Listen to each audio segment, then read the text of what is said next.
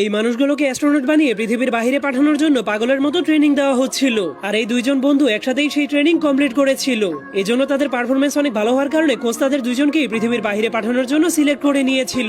এজন্য যাওয়ার আগে দুই বন্ধু একসাথে একটা ছবি তুলে নেয়। এরপর তারা দুইজন রকেটের মধ্যে ঢুকে মজা করতে শুরু করে দেয়। কিন্তু তখনই আমরা জানতে পারি এই রকেটে শুধুমাত্র একজন মানুষই যেতে পারবে, আর আরেকজন মানুষকে শুধুমাত্র ব্যাকআপ হিসেবে রাখা হয়েছিল।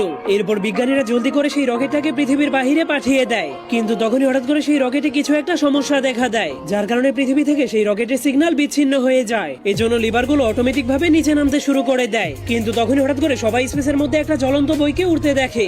আর এটা সেই বই ছিল যেটাকে যাওয়ার আগে এই লোকটা তার বন্ধুকে উপহার দিয়েছিল।